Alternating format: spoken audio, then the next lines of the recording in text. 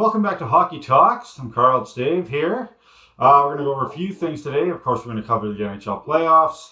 We're going to go into there's a few trades in the NHL this week. And we're going to dive into a little bit about that.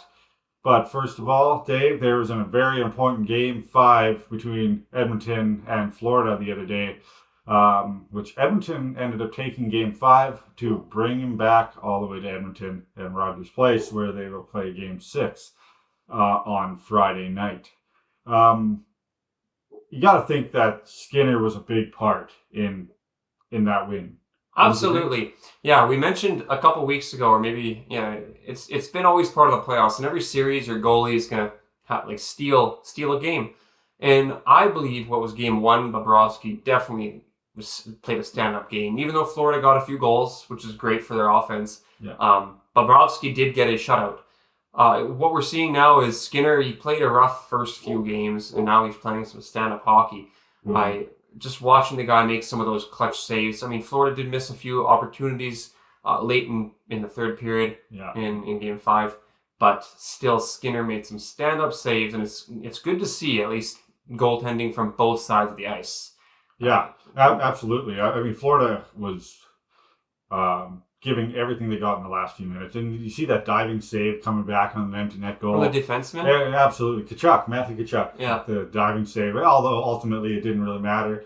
I still love to see the effort, though. It really shows that they want to win it. Absolutely. They given it everything they got. But, I mean, ultimately it probably wouldn't have mattered with 20 seconds left. Yeah. But you never know. Things can change, right? It was kind of like a real good up to a really bad low. You see him make the save, and immediately afterwards it goes into the net. McDavid scores, yeah. But for those Edmonton fans, it's pretty exciting. For Florida fans, I still think they should be excited. They're up 3-2, and they're going back to Edmonton. Yeah, absolutely. They have the comfort still. They still have a game in hand, right? They're going to Edmonton. It's going to be a tough crowd again. It's going to be super loud like it has been. But, I mean, they have Game 6. They have also Game 7. If it goes to Game 7, they play it at home. Yeah. Right? So, I mean, they still, I think, have the upper hand on this Edmonton team, but Edmonton is going in with a load of confidence right now. The way they've been playing, and especially the way Stuart Skinner's been playing. But I think penalties... I was going to say, how do you think penalties impacted that game? The penalties, I think, impacted that game quite a bit, especially with a late tripping call by Kulikov. Definitely didn't help anything, right? Especially when the game was close, 4-3, and Florida clawed their way back in. But at the same time, you can't be taking bad penalties, and I think... Florida had 6 penalties. Edmonton also had another 4 penalties. But Edmonton's power play was a little better than Florida's, though, right? I don't think Florida got a power play goal. They didn't. They were 0-for-3 on the power play. Now, whether that's Skinner or whether that's the defense or whatever, unfortunately you gotta capitalize on that stuff. You gotta try to capitalize on that stuff. But I mean, and as you're saying, for Edmonton's power play, you can't give them power plays, especially not 5 power plays. Like, they're going to do something, right? They're going to capitalize, and they have one of the best power plays in the league, and they've proven it through the entire season. Well, think about it, man. The 2 power play goals were what put them ahead. Yeah. At the end of the game, I mean, obviously not including the empty net goal, but those 2 goals are what won them the game. I don't think Florida got a power play goal, so it would have been 0 goals for them, and 2 power play goals for Edmonton. Now, is Florida the type of team that can stay out of the box? I think they play aggressive. They got kind of caught on their heels, getting pushed back a little bit, and then it's almost like they try to bring the other team down to their level, and then they capitalize on that. Yeah. That's what they seem to be trying or tried to do last game. Whether that continues or not.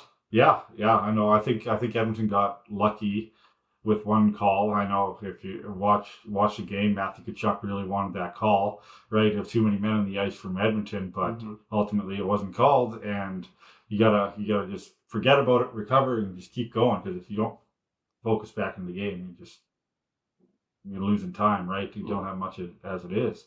And the real question, just as a quick thing, is how much did power plays impact that game? If you ask that question, if neither team got power plays, the Florida would have won.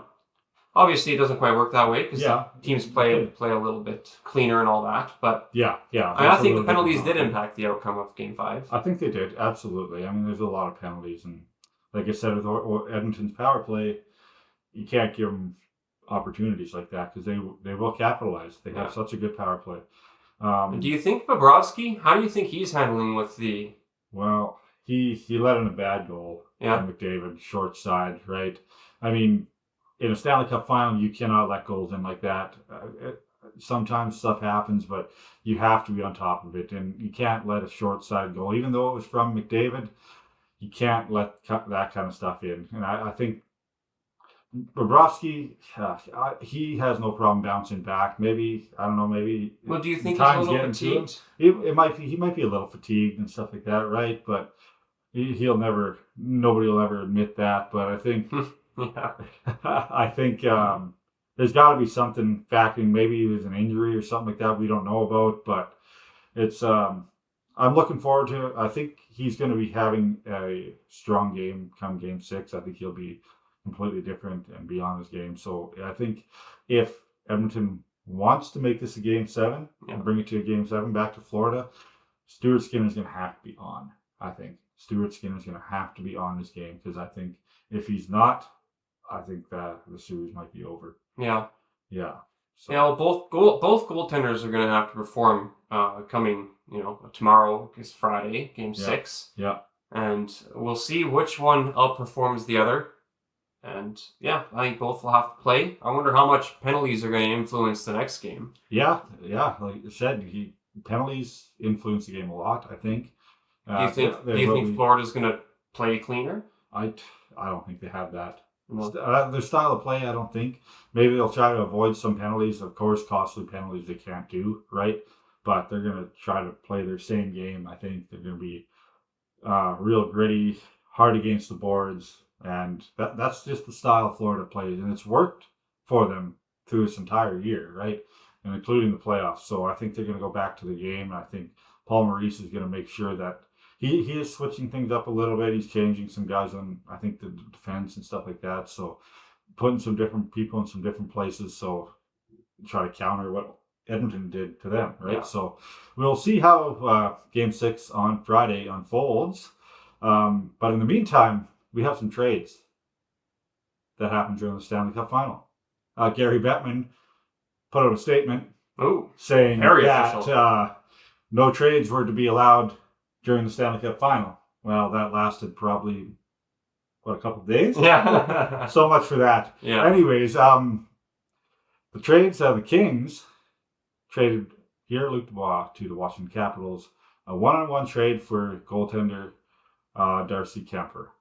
I think that was probably a good move for LA because I think LA really needs a goaltender. And Darcy Kemper's Stanley Cup champion, right? Absolutely. And he's proven his time in the net, and I think he would be a big help for LA. So I think, but other than that, the Sharks have claimed Barclay Goodrow off of waivers. Mm-hmm. From the New York Rangers, which Goodrow originally started his campaign with the San Jose Sharks. So they're bringing him back, and I think he's going to be a really good fit in San Jose. And they're trying to make a bunch of different changes here this coming off season because they were terrible last year. Mm-hmm. They were terrible, and they knew that. They didn't have a chance, but they're trying to rebuild their team, restructure everything, and bringing Goodrow back to the Sharks, I think gives them that veteran veteran guy on the team, and I think that's a good move by San Jose. But final trade is a Jacob Markstrom. Yeah, that's no exciting. No longer a Calgary Flame. Going to New Jersey. He traded him to New Jersey for a top 10 protected pick in 2025. Yeah. First round pick. And Kevin Ball, defenseman, for Jacob Markstrom.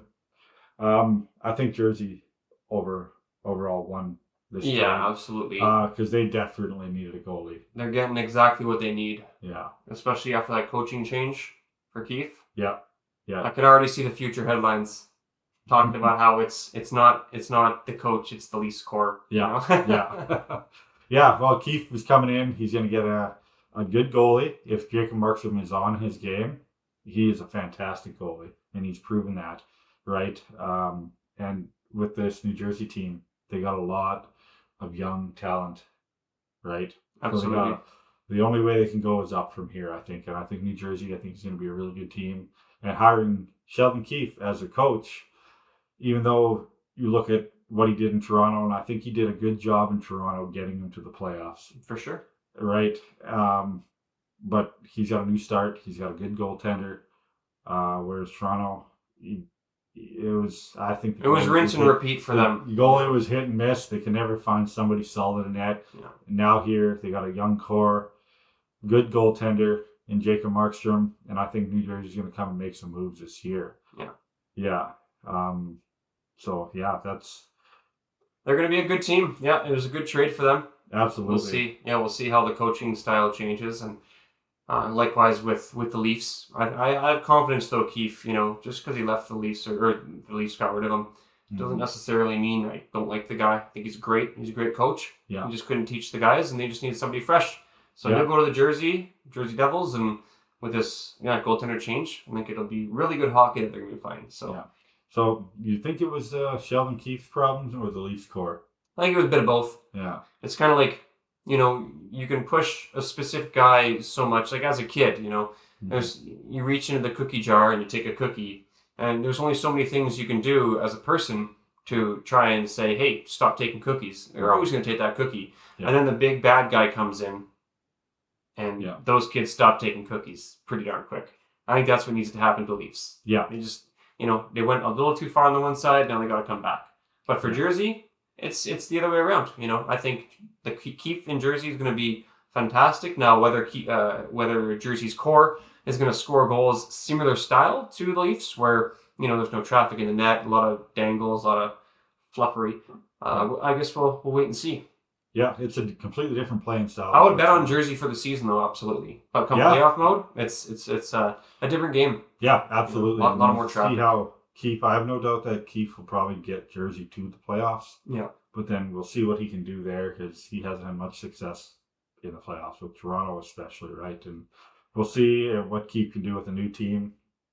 And the outcome of and what he'll bring to New Jersey, I think it'll be good. Yeah. I think he'll do really well in New Jersey.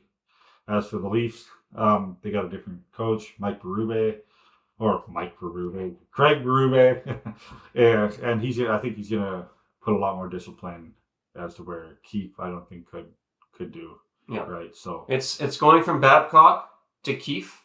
Yeah. And now you're gonna have somebody more maybe in the middle. Yeah. I think that's a little more. Could be what they need. A little more discipline. Yeah. Right.